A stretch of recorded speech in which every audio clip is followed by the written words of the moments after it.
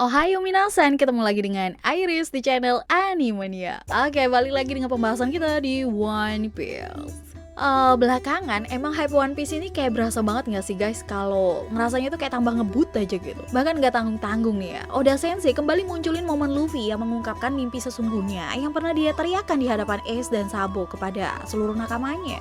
Walau emang sih momen itu gak bakal diliatin dulu oleh Oda Sensei kepada kita semua, alias momennya bakalan sama kayak waktu kita dikasih lihat Luffy kecil meneriakan mimpinya di hadapan kedua kakaknya itu guys. Tapi meski begitu, aku sendiri sih ngerasa bukan berarti kita gak bisa menebak mimpi dari Auroch Sencho. Meski kita masih belum dikasih tahu secara jelas oleh Odachi sendiri. Tapi buat aku, seenggaknya ada 8 petunjuk nih atau kriteria yang bisa kita gunakan untuk membantu mengidentifikasi apa mimpi dari seorang monkey di Luffy sebenarnya guys. So, tanpa banyak basa-basi lagi langsung aja kita menuju ke kontennya guys. Let's go!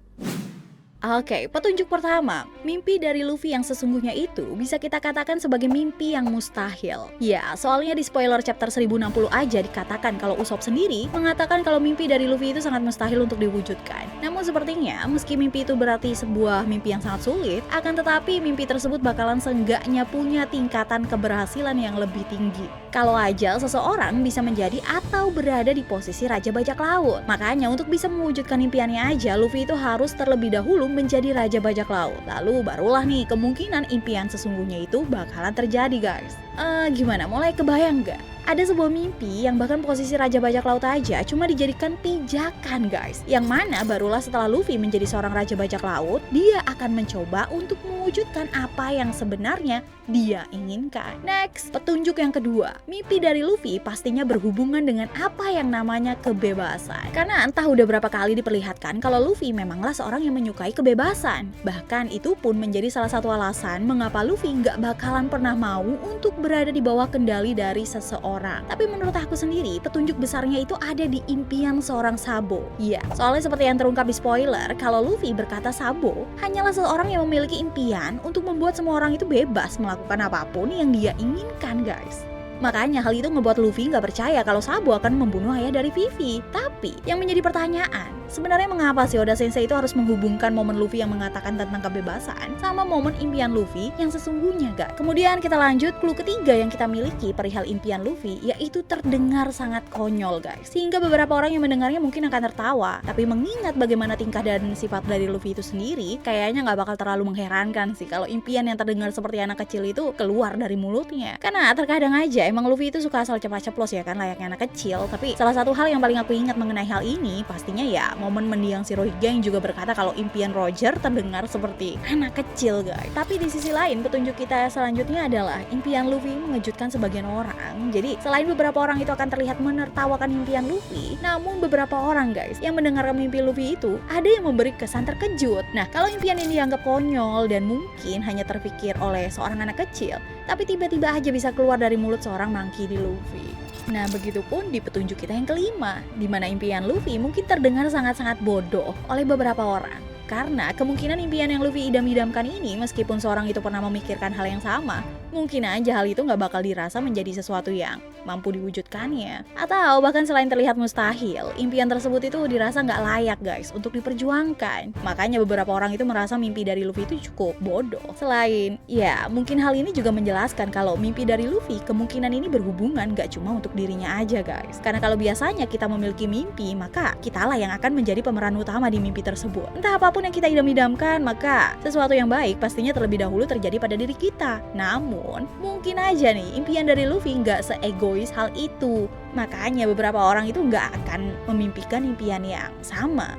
Sementara itu, satu petunjuk lainnya yang kita miliki dari kesan orang-orang yang mungkin pertama kali mendengar mimpi dari Luffy adalah terpukau oleh beberapa hebatnya impian dari Luffy itu guys. Ya entah itu impian dari Luffy yang terlalu hebat sehingga mereka itu merasa terpukau saat pertama kali mendengarnya, atau entah orang lain itu terpukau karena mimpi seperti itu bisa keluar dari mulut Auroch Sencho guys. Tapi yang jelas beberapa orang kayak Chopper dan Franky yang terungkap di spoiler chapter terbaru dibuat kagum oleh apa yang kaptennya katakan. Maka bisa aja kalau mimpi dari Luffy itu nggak hanya memanglah begitu hebat guys, tapi ditambah impian seperti itu keluar dari mulutnya, makanya kesan yang ditimbulin itu tambah terasa begitu wow. Next, petunjuk ketujuh. Impian dari Luffy ini akan sangat luar biasa kalau bisa dicapai. Ya, nggak cuma ngelihat dari betapa sulitnya impian dari Luffy, sehingga orang kayak Goldie Roger aja sampai kita ketahui gagal untuk bisa menggapai impiannya. Padahal, seperti yang kita ketahui, salah satu petunjuk yang kita miliki adalah menjadi seorang raja bajak laut akan membantu untuk memperlancar tujuan tersebut. Namun pada kenyataannya, meski udah berada di posisi seorang raja bajak laut, impian dari Luffy itu sangat bisa aja nggak terwujud seperti apa yang terjadi pada Goldie Roger, guys. Ditambah lagi ngelihat Usopp yang berkata kalau impian dari Luffy itu terlihat mustahil, ini menandakan kalau impian dari Luffy itu emang begitu sangat sulit untuk digapai. Tapi kita semua tentu tahu kalau nggak ada yang mustahil untuk dilakukan di dunia One Piece ini, ya kan? Asalkan kita mengetahui apa yang kita tuju dan apa yang kita butuhkan untuk mencapai hal yang kita inginkan tersebut. Terlepas dari itu, ya kita hanya bisa terus mencoba seperti apa yang Our Baka Senjo sedang perjuangkan saat ini, guys. Hingga pada suatu saat, hal yang mungkin dianggap mustahil oleh orang lain untuk bisa dicapai oleh kita, nyatanya menjadi sesuatu yang bakalan bisa kita raih.